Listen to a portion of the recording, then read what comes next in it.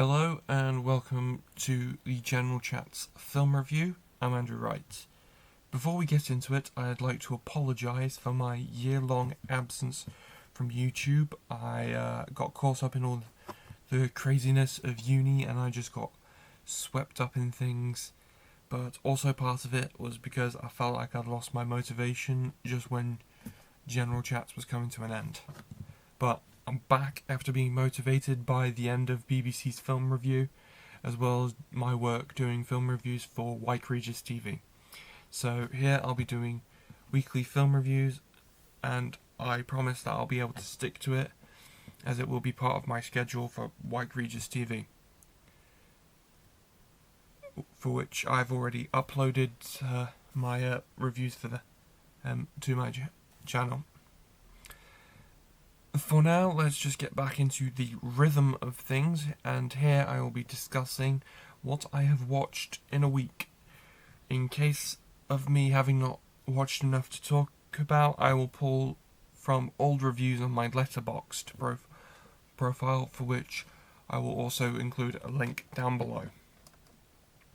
For this week's programme, we'll be talking about The Grey Man, Netflix's most expensive blockbuster production, as well as Bubble, Tetsuro Araki's Netflix anime film, DC's League of Super Pets, Dwayne Johnson's animated superhero comedy, and I'll be looking back at Red Notice, the action-adventure film starring Dwayne Johnson and Ryan Reynolds. So, in the past week, I watched Netflix's The Grey Man, the newest film from the Russo brothers, who directed the major Marvel blockbusters: Captain America the Winter Soldier, Captain America Civil War, Avengers Infinity War, and Avengers Endgame. Now, The Grey Man is one of Netflix's most expensive films to date, and stars Ryan Gosling as a CIA assassin who is being hunted by a psychopathic independent contractor, played by Chris Evans, because a corrupt CIA boss thinks he is in possession of incriminating evidence. I've noted that a lot of critics have said that the film is hurt by its cliched script and breakneck pace. Now, I feel that the film's script did have a couple of issues, like a couple of flashback sequences that felt out of place or unnecessary. But on the whole, the film has excellent cinematography, directing, and fight choreography, which makes for an extremely enjoyable experience, with several fight sequences being completely over the top and enjoyable.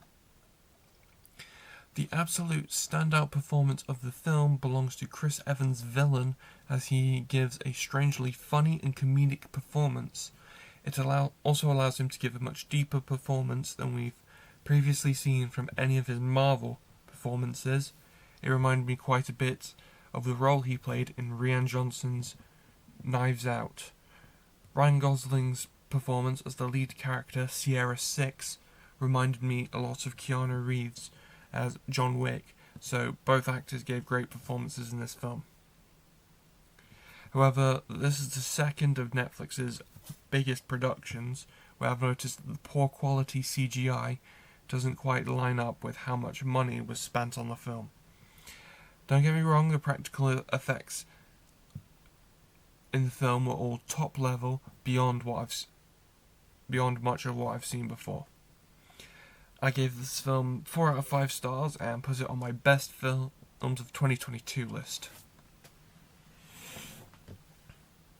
Next up is the Japanese animated post-apocalyptic film Bubble, directed by Tetsuro Araki, who is most famous for directing the anime adaptations of Death Note and Attack on Titan.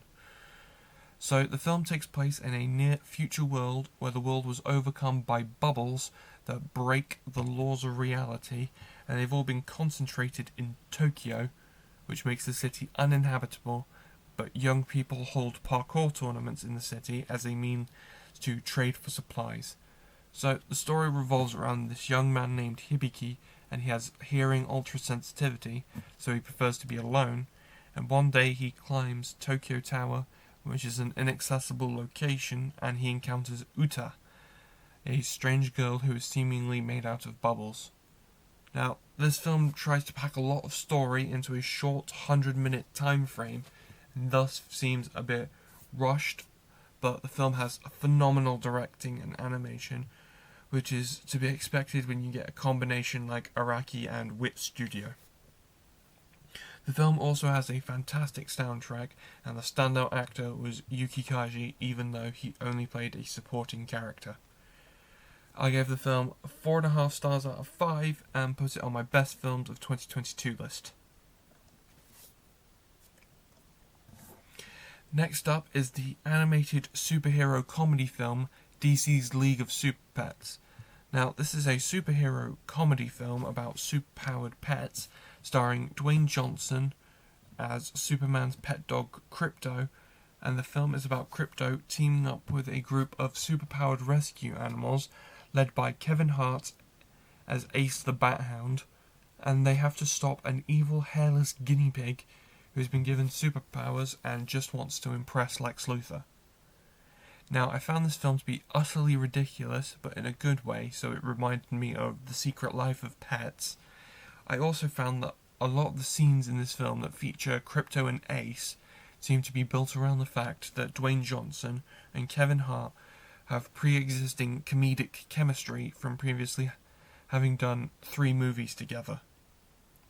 But I do like the fact that this film is taking the opportunity to show us sides of the DC universe that we have previously never seen before on the big or small screen.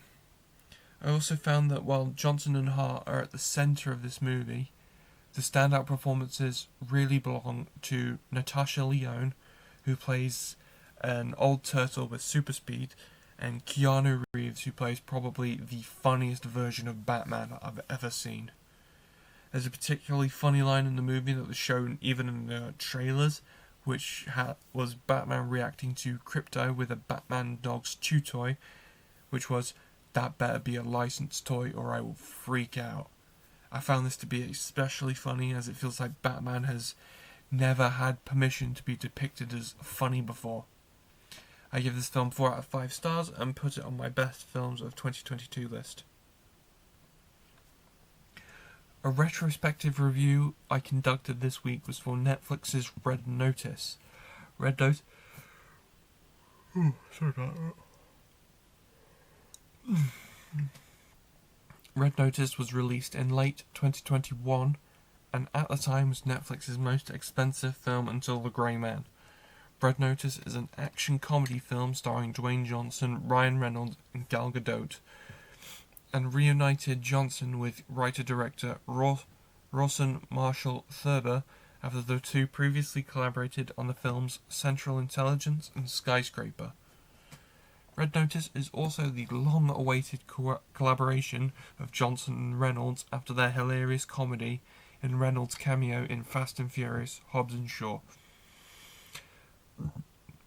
Red Notice revolves around an FBI agent reluctantly teaming up with a renowned art thief to catch the most notorious art thief in the world.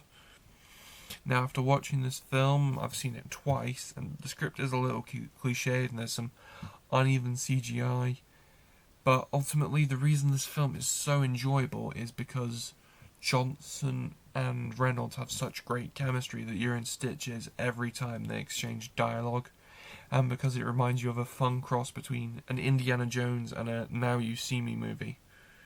I give this film 3 out of 5 stars. Now that's all I have for this week, but be sure to check back next week where we'll review DC's Black Adam.